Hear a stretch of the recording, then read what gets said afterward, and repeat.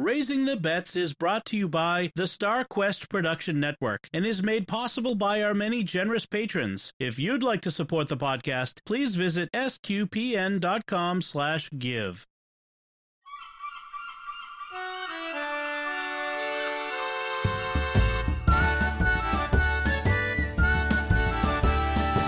You're listening to Raising the Bets, a family podcast of pirates and penguins. We're a Catholic couple raising 5 kids outside of Boston.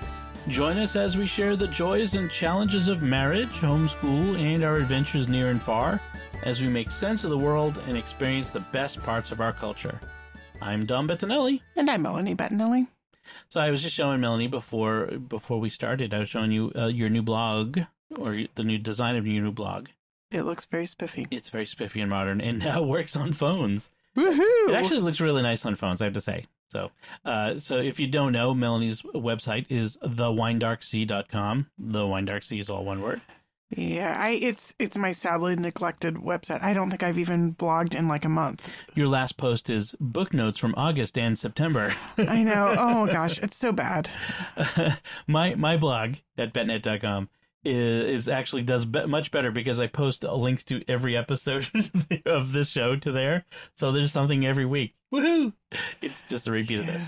I know. I mean, I go through seasons. That's right. You'll be back at it. And there's plenty of good stuff there. I was actually going through your top posts and just to check out, make sure how the older posts are looking. And there's some good stuff there. In fact, Soul Cakes is on there. Soul Cakes. Soul Cakes. Remember, those are the cakes you make for All Saints and All Souls. I didn't know I blogged about them. Yes, a few years ago. All right, so before we get started into the rest of the show, we got some listener feedback, which is nice. This comes from Benjamin Blanchard, who wrote on YouTube at the SQPN YouTube channel. Said, I listened to this episode, our most recent one. Then later that day, my mother brought me the Everlasting Meal book out of the blue. Oh, fun. Melanie mentioned that book last time. I thought it was quite serendipitous. Dom's pumped up ramen sounds great. It is great. Let's just admit it. It was a stroke of genius. Love hearing you guys talk about what you're cooking and reading, and I'd definitely watch a cooking video if you made one. Keep up the good work, you guys. Oh, thanks. I don't know that a cooking video is in the future. We've kind of mentioned it to one another, but it's hard. Well, I mean, the part of the problem is just the layout of our kitchen, our tiny small kitchen. Yeah. We don't have like an island. It's a galley kitchen, so it's hard to get video of what we're doing. And the counter is kind of dark. It's very dark. I mean, it's fine for what we're normally doing, but it's not like it doesn't have enough lighting for a video. But maybe we'll do sometime. Maybe when spring rolls around again, we'll do some outdoor cooking video. That could be fun. Yeah. On my new grill when I get it. Mm-hmm. I have to get a new grill, folks. My Weber has developed a rust spot. My beloved 14 or 15-year-old Weber. It's like 15. It's like 15 years. It's older than Bella. So It has developed a rust hole in the bottom. I'm sad. But a little excited about getting a new charcoal grill. Anyway, that's for the spring and tax refunds. Yes. So I thought I was going to get a smoker, but I guess I'm getting a regular grill.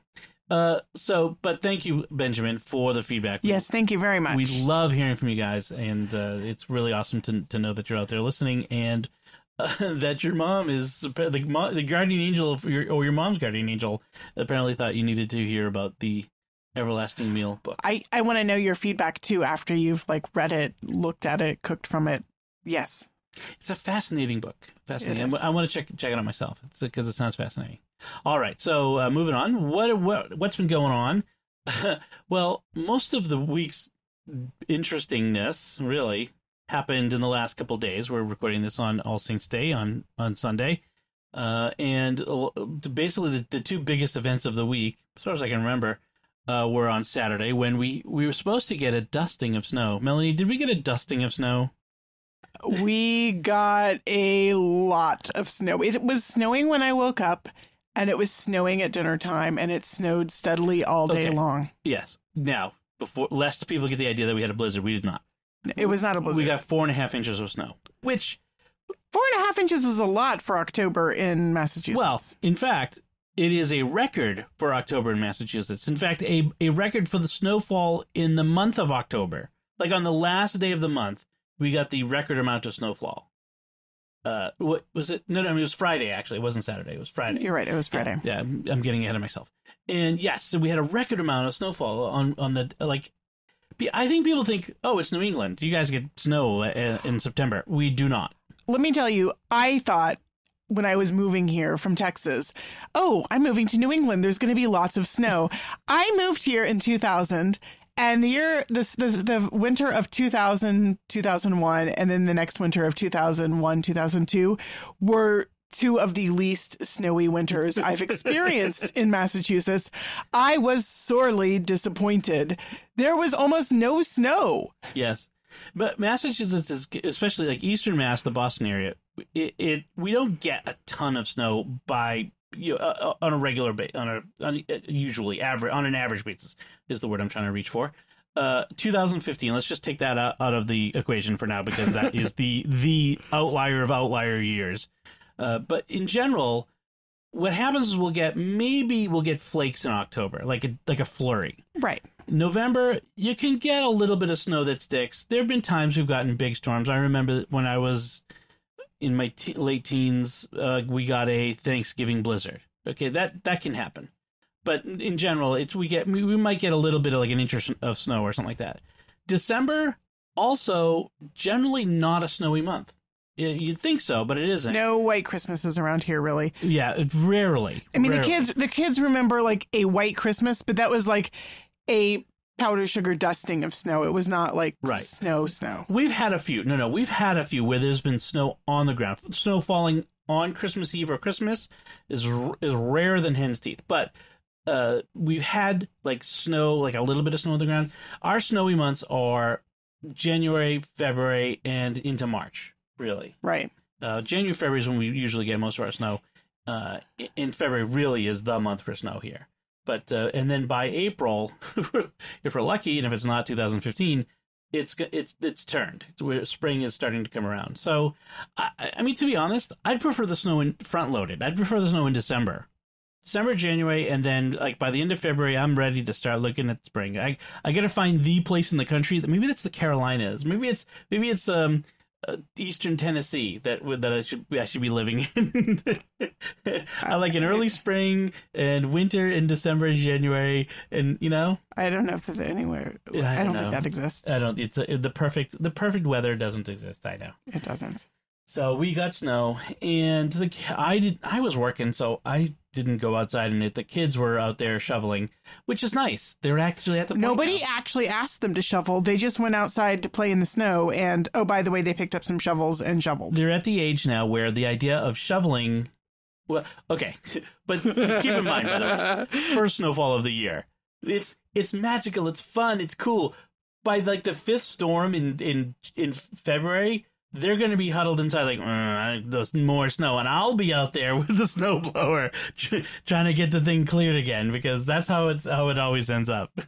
But we'll see. But it was kind of cool to have some snow. It was really beautiful. It was amazing. Now, here's the problem with snow in October is the trees have not lost their leaves, and as anyone who has experienced this before knows, when the snow is heavy and it's wet, so this was wet snow, and it sticks and it hangs on, and leaves give it more surface area to hang on to, so the trees are holding more, and that means breaking branches, and there are broken branches everywhere around here.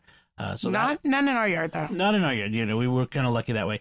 But the trees were some of them have green leaves, some of them are colorful, and underneath the snow it was gorgeous. Right. The maples, our maples, one of them has lost its leaves already, but one of them was covered in golden leaves and one was covered in red leaves, and they're just frosted with snow. It was gorgeous. It was beautiful. And then on Saturday when we went to the farmer's market, it's funny, the farmer's market is in Hingham, which is a town right on the coast. And right on the coast, it was, as you drove through Hingham, the snow went from several inches to nothing. There was literally, as you got to the right by the coast, there was it was green. It was no snow anywhere. But as we were driving down there, all the trees, after a snowfall, a wet snowfall, the snow sticks, like I said.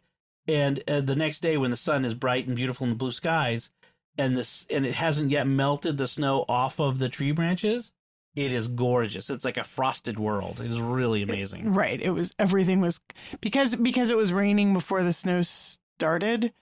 Everything was wet, and so the snow stuck beautifully and just stayed sticking. Yes. So it was nice. It was really nice, and it was cold. Yeah, on Halloween, cold to start, and that impacted Halloween. So if you remember last week, we talked about what are we going to do. We were trying to figure out what we were going to do for Halloween, given that it is 2020, and there's this concerns that the infection rate is rising, and how are people going to do this, and how many kids are going to come to the door, and should our kids go out? Anyway, the answer was we had about maybe 20 kids tops. Right. And most of those were in like a couple different groups, like maybe 4 or 5 groups. Right. There was hardly.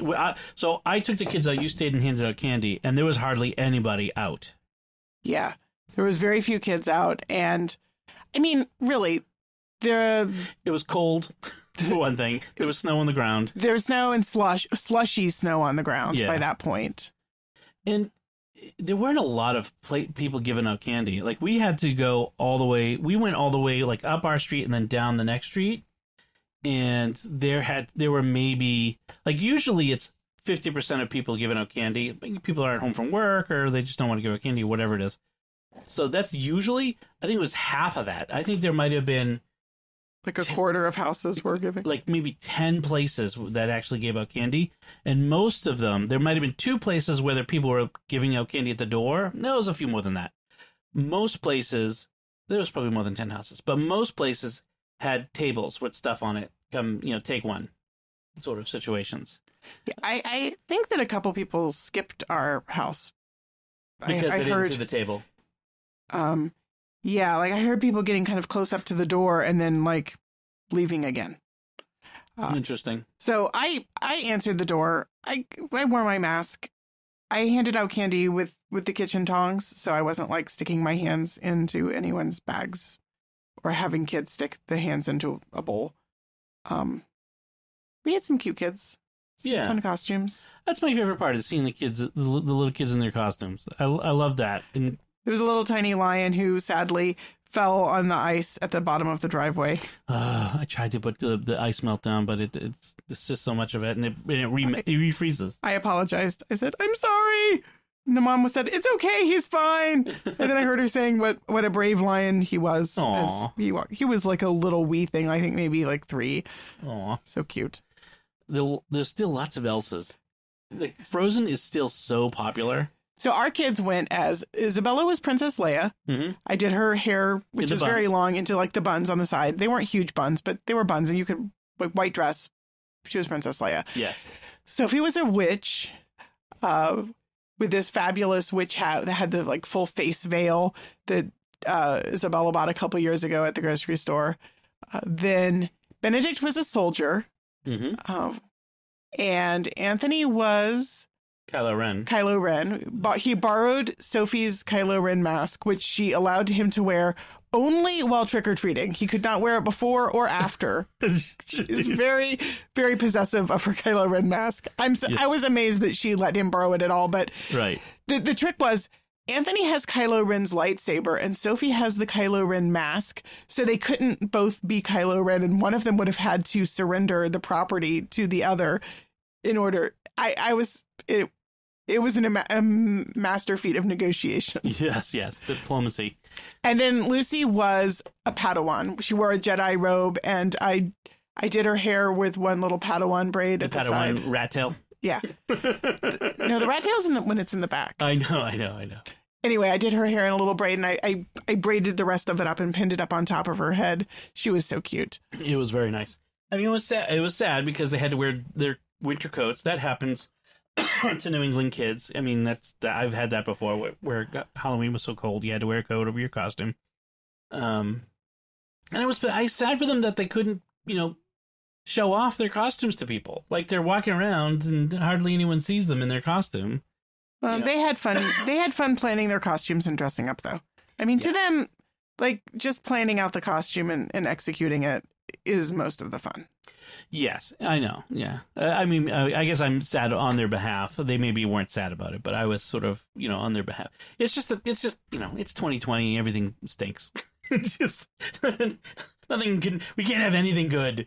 So, yeah. So, but that means that there's a ton of candy left over. Oh my goodness. I usually buy 2 bags, and we have sometimes given away all of the 2 bags. Yes. This time I gave away half of 1 bag, and the second bag I didn't even open. So the kids will be getting candy eked out for the next month or so. Yes, as reward for things done, completed. Keep it away from me. Keep it away from me too. I mean, I kind of give myself Halloween and the day, and All Saints Day, and then from that point on, I've got to really not indulge. I do that with the holidays. I do that with Christmas. I do it with Thanksgiving, Easter. I indulge for a day or two, and then I've got to stay away from it because it would just be bad. So I need to do that. So, and then we got Chinese food because I always want Chinese food on my birthday. Yes, which was the Bettinelli family's tradition.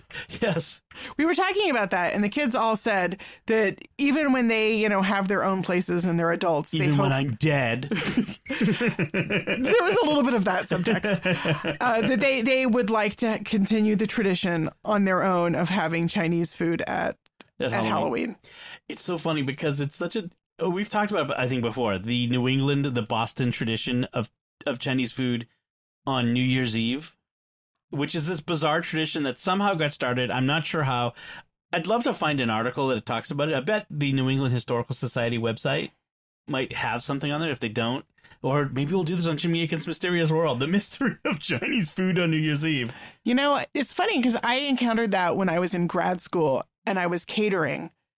Working for a catering company, and I was asked to cater a New Year's Eve event, and I was getting time and a half. So I was like, sure, why not? I wasn't going to do anything else on New Year's Eve.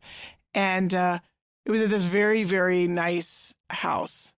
And we got, not only did we get the time and a half, but we all got a really, really nice fat tip in cash at the end of the night, which was good because I think I almost died leaving because there was slush on that night, actually. Yeah, well, New Year's Eve, you expect New Year's Eve. there was slush on the ground, and there was a very steep hill, and I wasn't sure I was going to make it down alive.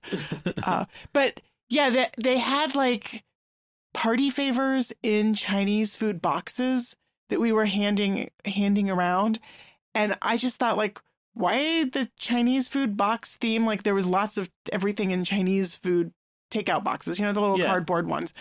And somebody explained to me, well, it's like Chinese food on New Year's. And I was like, I don't know what you're talking about. It was. Well, and the funny thing is when you're from here, you just assume that this is something everybody does, right? Don't you do this in Texas?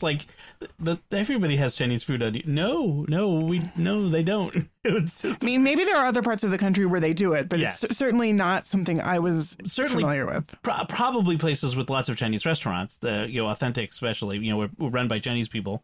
Not Ohio, where I was horrified to go to a Chinese restaurant and there was all Westerners there, people from European extraction, and no Chinese immigrants running it, which a real good Chinese restaurant should have Chinese immigrants running it. At least that was my perception at the time. And so we had Chinese food, which is good, and that's our Halloween tradition. And we usually don't do the birthday cake on Halloween. It's already way too much candy. Too much sugar. And just too much hullabaloo. Right. It's just getting the costumes on. I mean, I think I did once or twice. I tried to do a birthday, and it was just it was too much. Yeah. So we did a birthday cake tonight. Yes, which was nice. Thank you. It was a good cake, and it was today was a more relaxed day.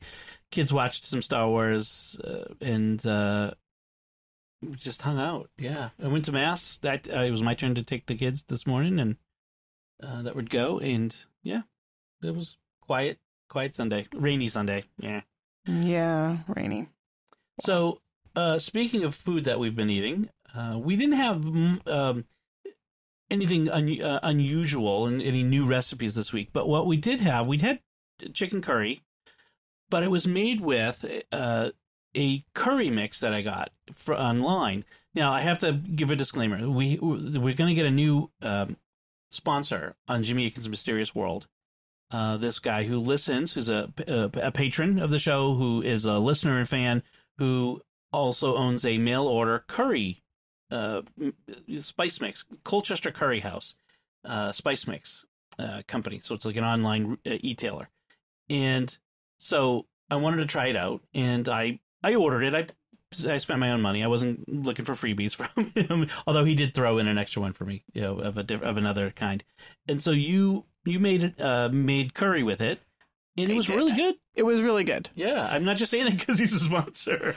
I genuinely think it's really good. Yeah, I mean, you looked up a recipe, and he has recipes on his site. Right. He got the mixes from his mother. It was her recipes, and then the recipes to make the curry. Yeah, I mean, I confess, I pretty much just made my usual curry, and I did not follow the recipe because we tend to fiddle with curry recipes a lot and add a lot of vegetables to it. Yeah. We make it into a sort of a one-pot meal with lots of the veggies in the pot rather than making, I know traditional Indian cuisine would have a lot of different side dishes. Right. You'd have the protein, like the chicken in the sauce. Right. And then you'd have a different vegetable dishes which is great, but just I would love to be able to do that. I aspire to that. I am just not there yet. Yeah. I do not know how to manage that many dishes all boom, boom, boom, one after another. I'm not good at it. So, but it was, you did add something from the recipe. Which is mustard seed? Yeah. I don't usually add mustard seeds to my curry. I do make a couple of vegetable sides. When I do make vegetable sides, I usually make like one. And there's the carrot and cabbage. There's a carrot and cabbage dish I make that uses mustard seeds in it, and I really do like the flavor. So I thought I would try that, and so that was one new addition to my traditional curry was the brown mustard seeds. Yeah, that was good. It was really good. I'm looking forward to trying the other masala mix next time. So maybe next time I'll let you make it and do some experimental cooking. Sure, that'll be fun. So that was good. So let's talk about. And that's the only food things we've got to talk about this week. It's been we've talked about this before, ups and downs. Like there are times when we are making lots of interesting new dishes, and then there are times when we're sticking with the standbys. And I think that's often in transitions between seasons. Probably, between summer and fall and winter. Also, just like how busy I am, how much other things I've got on my plate. Having to make new recipes can be right. Like right now, the kids have started going back to in-person scout meetings, and that is a couple evenings a week. Which, Monday night and Tuesday night. Right. And that right there is like a couple nights when if they've got a scout meeting, I am not doing. Right, because those are at 7. Right, so I'm doing a quick meal. Yeah. Right. That's true. So, all right, let's talk about what we've been watching and reading. I've been doing a lot more watching. I'm still reading, but I'm still reading Dresden Files. You don't want to hear me talk about that every week. So I'll let you know when I read something other than Dresden Files. But I started watching this new series on Disney Plus, National Geographic's The Right Stuff. Now, this is, if you're familiar with it, you might have heard of The Right Stuff, the movie from the 80s. I think it's the 80s. About the astronauts? About the astronauts. Mercury 7 astronauts. And then there was that movie, and that was based on the Tom Wolfe book from even earlier about the Mercury 7, which I read. So I read that back then, and then I don't think I ever saw that movie, but I started watching the series, and it's interesting because it's a bit of a warts and all story. And so John Glenn comes across he was the third man to go up in the Mercury capsule, first one to orbit the Earth. Alan Shepard was the first American in orbit, but it was a suborbital flight. He went up and down. And then Gus Grissom was in between them, and he always gets forgotten. Poor Gus. And but it was all 7 astronauts. But John Glenn is sort of the goody two shoes of the group. He doesn't drink. He's faithful to his wife. He is the most political of them all, the most schmoozing of right. you know, people. He always is thinking about the program and the greater good. The other guys are a bit more wild. It really comes across as a rivalry between Alan Shepard and John Glenn, and there was some of that. I think they sort of have dramatized it a little bit more. Understandable. Yeah, and Shepard comes across as a bit of a cad. You know, he does fool around, and there evidently that was part of it. But then you have Gordon Cooper and his wife, and they had marital problems going into the thing, into the program, and it's really the focus is on them, and those three astronauts and their families. And there was an interesting episode, which is based on a real thing, which is Alan Shepard's wife's sister died, and she had a daughter, who was about 10, and was an only child. It was an only child, and I don't know where the dad was, but the child had to come live with them. And the girl's name was Judith, and they already had a daughter named Julia. And for some reason, the family decided that Judy and Julie sounded too much alike, so they decided that her name would be Martha. They changed her name Yes. to Martha? Yeah. So, poor girl. So, like, not only did her mom die, but like she got her name. She got her name changed. So on the Christmas, Shepard's dad comes to visit, and so Shepard is a captain in the Navy. Shepard's dad is a U.S. Army colonel, not general, colonel. Okay. Or he's a commander in the Navy. But anyway. So we got the Army-Navy rivalry? Yeah, so the dad was evidently not happy that his son went into the Navy. But so they're sitting on the table, and he kind of is like, Martha, I thought your name was Judith. And we decided that it was this. And he kind of defends her. Like, he stands up for her and says, you know, I forget the exact wording, but it was sort of this calling them on it. But then, like, the girl is sitting next to him, and she's got her elbow on the table. He grabs her wrist and bangs her elbow on the table and says, no elbows. Like, so he's like this strict disciplinarian sort of guy. So he elevates himself to the heights of being her champion, and then lowers himself to being an abusing jerk, right, in one stroke. Wow. And so Shepard stands up for the girl and says, oh, by the way, Mom and Dad, I forgot to tell you, Judith is in the spare bedroom, and so you'll have to get a hotel. This is Christmas Eve. Oh, man. And that was that. So the next day, and the dad had made some remark about there not being an American flag flying on the pole out front, because Shepard is in Florida at Cape Canaveral while his family's still living in Virginia, so he's not there every day. So the next day, Christmas, he takes the girl out to the flagpole and tells her that from now on, this is your job. I'm going to teach you to do this. And he's giving her a thing to be part of the family. Uh-huh. And then he says, do you like being Martha? And she's like, not really. Do you have a name that you would prefer?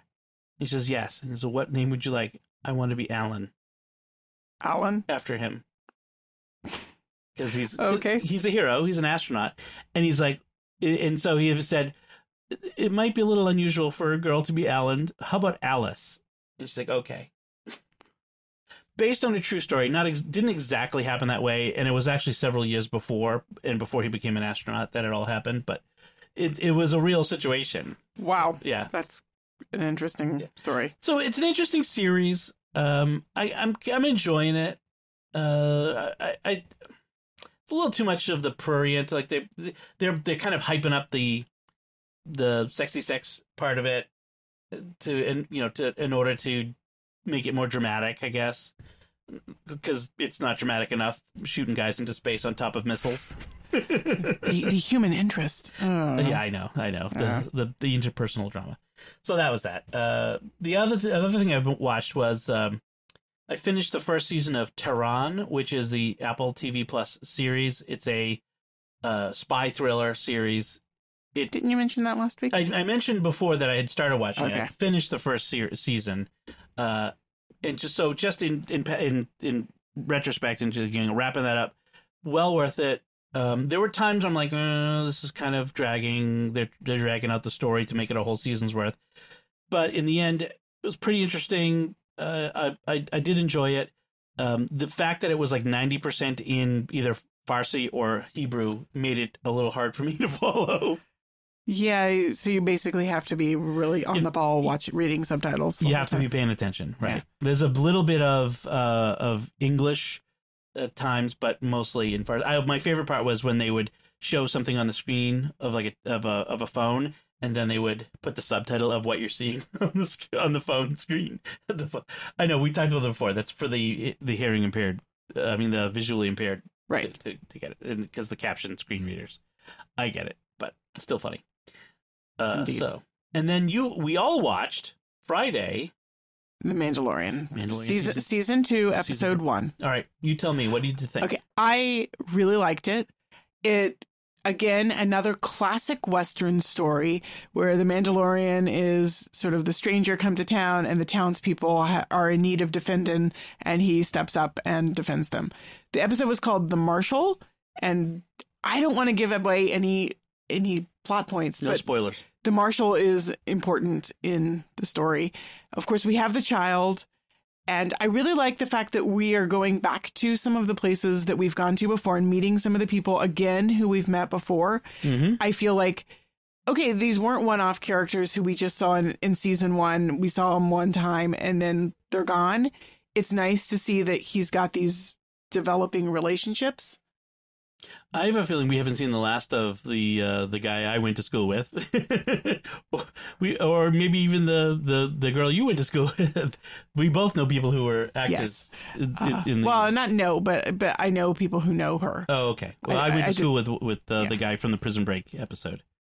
In the name, I've lost the name. I'm sorry, but right. Anyway.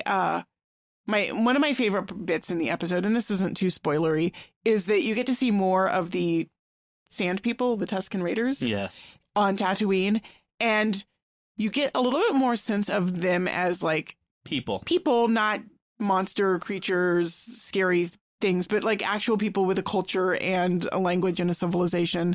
And I liked that. Mm-hmm. I like that the Mandalorian seems to be fleshing out parts of the Star Wars universe that the movies don't really have time to flesh out. The movies and their heroes kind of skim above everything, whereas the series kind of dig in to them. Yeah, I really like that. I really like the feeling of this is a place that has a history and a culture, and there's just more to it. I like the depth. Yes.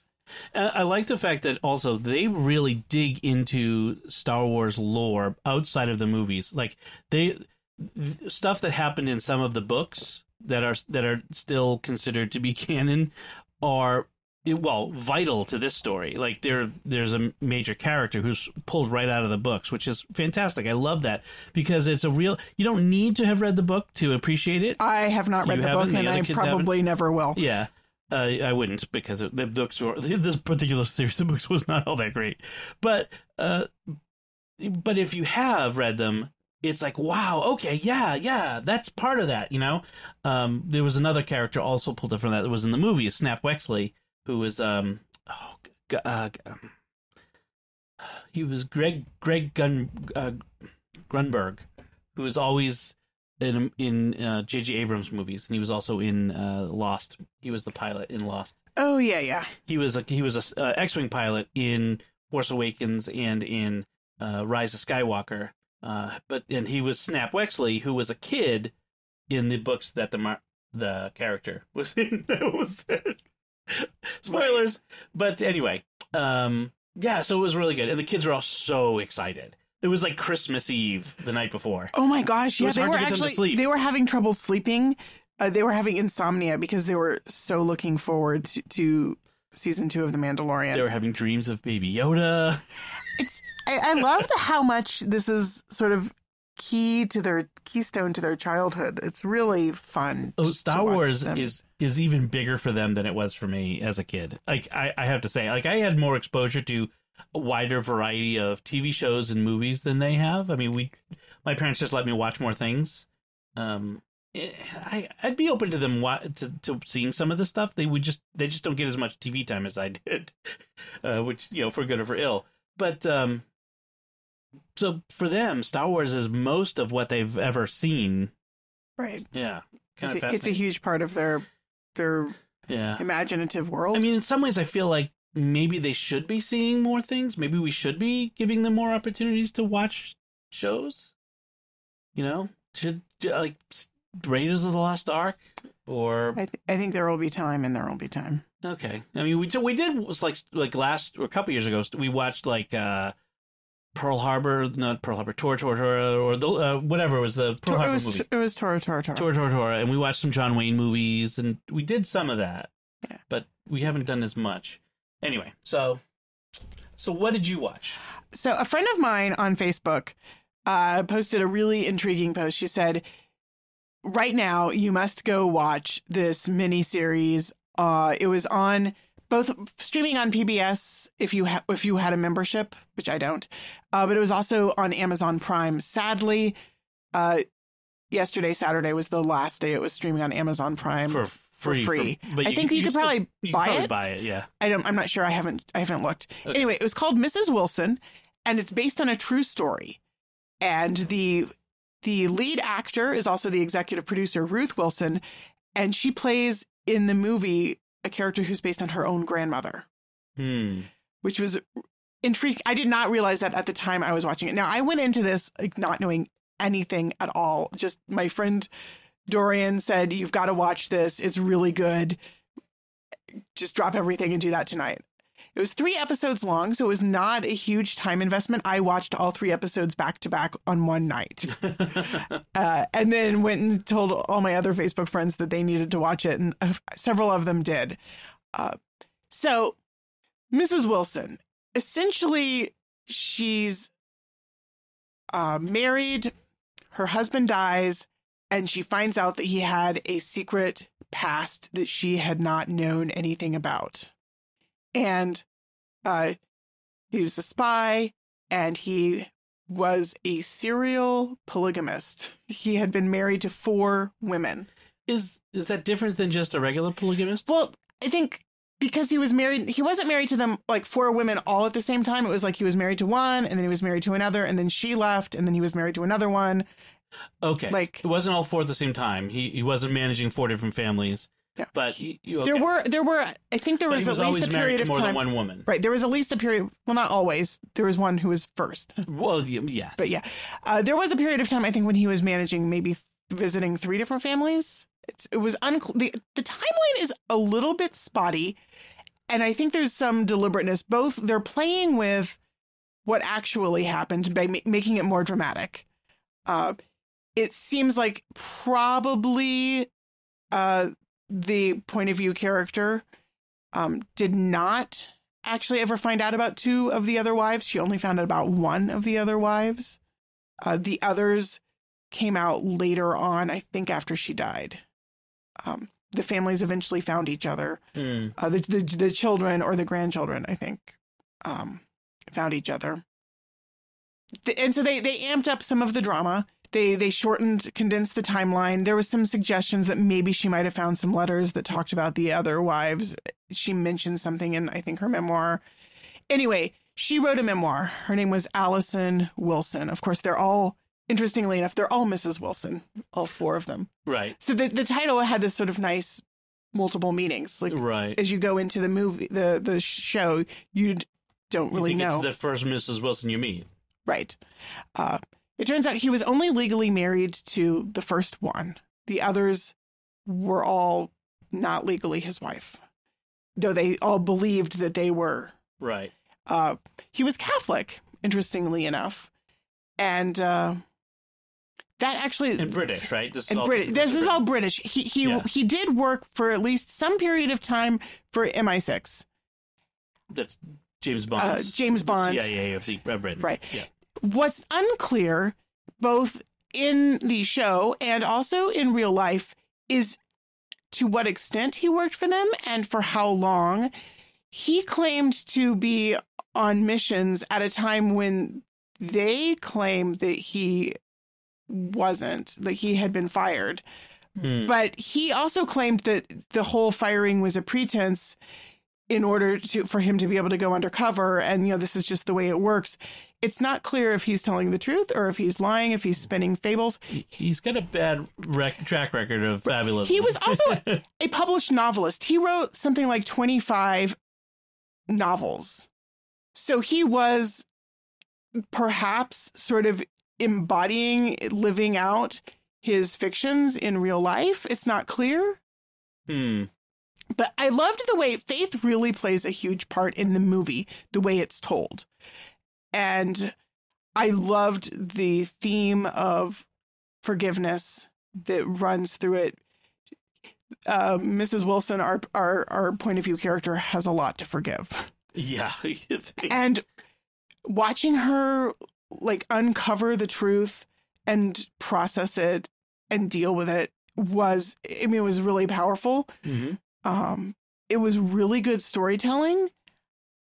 It was gripping and it was fabulous. I really highly recommend it. It's worth paying to see, even though it's no longer free on Prime. Good. Excellent. Yeah. And then what'd you read this week? This week, I've been making some progress on several of my books that I've been reading, but I did pick up and finish one juvenile novel. It was mentioned on, I'm on several different homeschooling Facebook groups, and one of them is sort of a group that is trying to bring more international culture to finding books from all over the place. So this is a book that was written by an Indian woman. Her name was... It's right here. Veera Hiranandani. Veera Hiranandani, right. And the book was called The Night Diary. And it takes place at the time, at the very end of World War II, of partition between India and Pakistan. And the main character is a girl, I think she's about 12. And as the title suggests, Night Diary, the story is told through her diary. It's a diary that she's writing to her mom who died when she was born. And there's a sort of a poignancy where she's addressing this mom who she's never known and she wishes she knew. And then she's undergoing, and then of course the family are Hindus living in what becomes Pakistan. So overnight, they have to leave Pakistan because they're Hindu and move to India where she's never lived. She has a twin brother, and they live with their father, who's a doctor, and their grandmother. It turns out that the mother was Muslim and the father was Hindu, and so they had a mixed marriage, which was controversial and involved a lot of protests over the protests of their family. As they end up trekking across the desert, leaving their house and almost all of their possessions behind. She ends up meeting her mother's brother, who she forms a connection with, which is really sweet. And then they wind up in India trying to start a new life as refugees. It was very gripping. It was perhaps not for the most sensitive kids. They almost die in the desert of thirst, dehydration. She does witness some murders, and she has somebody pull a knife on her.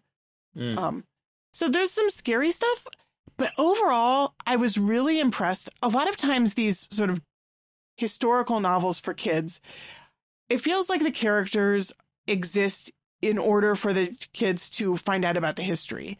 And the character is almost an afterthought. They're kind of like a puppet almost who moves through the historical events. Right. I really, really connected with the girl and her brother especially.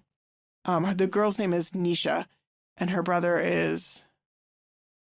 Oh, I cannot remember his name. Adil, maybe? But she's kind of got selective mutism. She doesn't talk to most people. Even within her family, she frequently doesn't talk to them. And her brother seems to be dyslexic. And so there's a really interesting sort of theme of communication difficulties. They both have to be accepted by their families for who they are, which is not necessarily who their family initially wants them to be. Right. And so I really thought there were a lot of different layers of storytelling going on. It wasn't just about the partition and the horrific events, but there was also a lot of really good interpersonal character development. I really, really liked it. So I highly recommend that, The Night Diary. Excellent. Thank you. So that's what we've been reading and watching. And if you have anything you've read or watched, we'd love to hear from you. And if you've got any recommendations for us, we're always looking forward to new recommendations. Let's talk about our last topic. And this is listener participation. We need your help. So our shopping we generally do at our local grocery store in this area. It's Stop and Shop. It's just a regular grocery store. And we do a lot of our pharmaceuticals, like our whether it's over the counter or prescription medications, we get that at either CVS or Walgreens. But with the number of allergies in our family and the number of antihistamines and whatnot, the over the counter stuff is really expensive. And so what did you hear?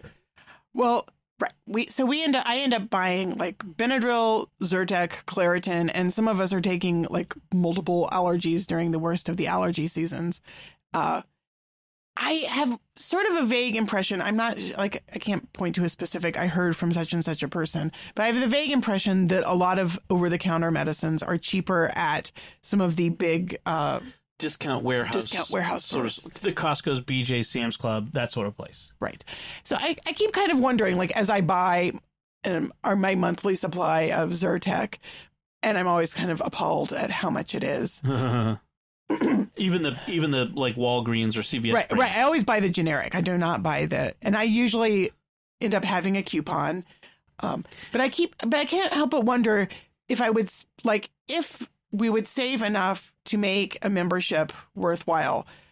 But the fact is that I have avoided getting a membership, even though I grew up, like, my dad had a Sam's Club membership, and Your dad is a Sam's Club groupie. He is. And when I was in college, I had a card, like, that was my parents' Sam's Club membership. So I'm used to shopping there. My experience was that I usually ended up buying more on top of my usual grocery bill. Yeah. So I didn't feel like I was saving money. I was just buying bulk of stuff that I wouldn't have otherwise bought. Right. We had a BJ's card in our family when I was a kid, and that's what happened a lot. We bought like a lot of my impression is these places are a lot of bulk packaged goods, and so like packaged like cans of soup or packaged boxed meals or frozen foods, like convenience foods, and all this stuff in bulk. And so I've always, since we've been married, is like, we've never really had the space to store such things. We do not have a lot of storage space, and we don't generally cook that way. Like we'll have ramen, we'll have crackers, and, we have cans of ingredients, but we don't do a lot of canned soup, or I'm trying to think of like the other things that we don't do a lot of like frozen pizzas or frozen meals, like lasagna in a box or that sort of stuff. It's not snobbery. It's just, it's expensive. Right. Well, and especially with the food issues that we have. The allergies and the aversions. Allergies and food aversions and such. I don't feel like I would take advantage. We did briefly have a membership to something, was it BJ's? Ages ago, when we lived on the North Shore, right? When we were first married, and I always end up feeling like the price per can on like tomatoes and stuff wasn't really much cheaper than at the grocery store. And you were having to make a second trip. And I was having to make a second trip, which I am very loath to leave the house for shopping. I am not one of these people who is out multiple times a week. Some people love to go to shop at several different stores to get the best price on everything. My goal is generally to be out of the house as little as possible and to make as few trips during the week as possible. And I hate shopping. Like, I hate making a trip where I'm stopping at like 5 different places in a row. Yeah. I'm homeschooling. That takes up most of my time. When I go shopping, it's coming out of my school day. Okay, so that's the case against. That's the case against. So, but we've heard that you could get over-the-counter medications, which we spend quite a bit of money on, for a lot less, which I've started to hear from people as I've been asking around that this is true. You can get the stuff even cheaper than the generics at Walgreens and CVS in bulk. And some people are like, oh, but you have to get in bulk. For us, in bulk is not a problem. That's a feature, not a bug. Right, because we are already buying. I mean, we can't buy in bulk in a lot of these things because they just don't sell more than right. I mean, so the question then becomes, which do we go to? We don't really have a Sam's Club around here, so that's not even an issue. So the question is, BJ's or Costco? And it's not a matter of which one is local or closer. We have one of each equally distant, essentially. They're just like BJ's is over here, Costco is right there. Neither one of them is especially convenient. Especially convenient or especially inconvenient. They're about the same distance. So which one do we go to? They cost about the same for membership. And apparently they have the prices are about the same. Now I've been hearing from folks online and about some things like people bring up, oh, like the gas is cheaper. We're not going to buy gas at either Costco's or BJ's if they even sell them at either one because it's way out of the way. Going that far out of the way for gas, and we won't be going to these places often enough where it makes sense to go to them regularly for gas. Right, and they're not going to they're not anywhere near where we would be happening to drive by on our way to somewhere where we would go. This would be a special trip out of the way. We're not going to be going often enough that it makes sense to get gas at these places. So other people have brought up, well, you can get a lot of the packaged goods. Again, we've said it many times. We have no room to store a bunch of bulk stuff. Our house just doesn't have storage. So, I mean, some of it, but not a lot. I've heard that like meats and other things are less expensive. Same at both. So the question is which one should we get? BJ's or Costco? Well, first of all, should we get a membership? Is it worthwhile? Right. So far, I've been hearing that yes. I haven't heard anyone say, and I've heard I've asked on Facebook, and everyone on Facebook has pretty much said that they believe it's worthwhile. I've not heard from anyone who said it's not worthwhile. So there's that. But I wonder, are there shopping patterns close enough to ours that it's fair to make that? I would love to hear from someone say, I looked at it, thought about it, I said, this isn't worth it. Or who actually tried it and ended up giving up your membership because, you know what? We're paying more in membership than we're saving on stuff that we buy. Right. If we just went to our local it's $55 or $60 a year. That comes down to we'd have to save $5 a month. Which doesn't seem like... That seems possible. Yeah, that doesn't seem like it would be hard to do. Right. Even if we only went every couple months. And even if it was only just for over-the-counter medications, we didn't buy anything else, I can imagine we could save $5 a month. Right. Yeah. So that's possible. How many bottles of Zyrtec do we buy in a year, and how could we save enough to... Yeah, someone was saying, I forget what it was.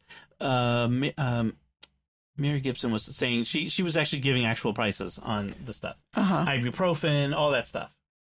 So there's that. So in the BJ's versus Costco thing, one of the things that several people brought up, including Mark Arlinghouse, was Costco is known for treating its employees really well and better than the other places. That would actually weigh pretty heavily in my favor in terms of yes. I would like to support a business that treats its employees well. In fact, someone said, but they're closed on holidays, which I think is a plus. Right. I am not going to be shopping on holidays myself, and I would like to support with my dollars a business that is willing to give its employees the holidays off. To me, that would actually be something that would be a point in their favor. Now, something that is not a factor for us is people say, Costco is nationwide, BJ's is not as national. It doesn't matter to me. The chances of us moving or just going someplace like on vacation or somewhere where we would need to, we don't travel that much. It's not important. We don't. So that's not a factor. So yeah, I'd love to hear from anyone. If you've got an opinion on it, if you've got experience in what we're talking about, I'd love to hear from you and let us know what you think, because we're probably going to do this. The other thing is the booze. They have house brand alcohol, at liquors. Both. Or just on one? I think Costco has it. I forget which one this one person was talking about, but they were saying they like their house brand Baileys better than the Bailey's Irish cream. Their house brand. Their house brand Irish cream. Yeah. So And I do remember that from previously having a BJ's membership is they have a big section where you can get beer and liquor and wine. Okay, honestly, I used to use my dad's Sam's Club membership to buy beer when I was in college. When I was of age. Of course. You never had a fake ID. I never did. But my senior year. Do you believe her? My senior year, we had an apartment where it was legal for us to drink if we were of age, and all of my roommates and I were of age, and we did have parties, and I do believe you. we did buy beer at Sam's Club for that. Okay. So what was the other thing? Oh, another thing was people often bring up is the food court and the food. Like they have the best pizza. Okay, that's fine. I'm not sure that's going to be a big deal for us, but okay. And what was it? Tom McDonald said the Costco's roast chicken, like you can buy the rotisserie chicken. He said it's like food crack. So I may have to test that out. One thing I remember from as a kid, just the last thing. Okay. My mom used to buy these big flats of these giant blueberry muffins. They were awesome. See, to me, like when people start to rave about the baked goods, that makes me more concerned because the last thing I really need to do is buy more baked goods. Is buy lots of baked goods that I will eat and then yes. It's a struggle every week just going to the grocery store. I'm so tempted to say, you know what? Going to the grocery store is really tough and miserable. I deserve a treat for going to the grocery store. And I'm passing the bakery counter and I'm like, oh, I deserve a croissant for going shopping this week. And then, Isabella comes with me and she's pushing my cart for me. And she deserves a treat. Isabella deserves a treat.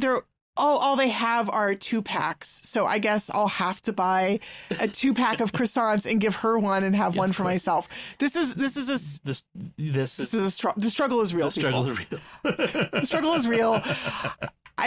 I do not need extra calories in my diet. I'm really trying to produce. Well, that's going to be a big thing. Is if we do this, it's got to be a discipline.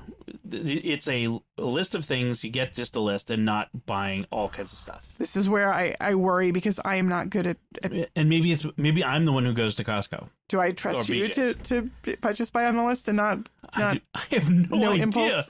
What this calumny against my character, that I would buy things that aren't on the list and maybe eat them before I get home in the car. I would never, ever expect me of doing that. To see wrappers from places that you've gone. No. I know what you're talking about.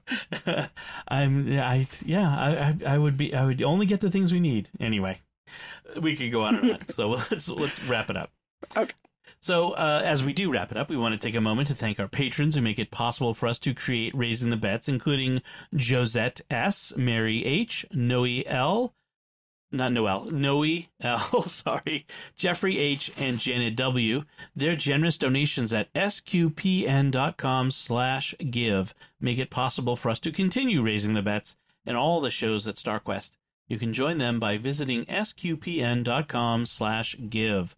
So, what if you have any feedback for us, especially if you have feedback on BJ's versus Costco, let us know by commenting at sqpn.com/bets, BETTS, or the SQPN Facebook page, facebook.com/StarQuestMedia, or send an email to bets@sqpn.com. You can find relevant links for our discussion, especially for all of the shows and books, in our show notes at sqpn.com.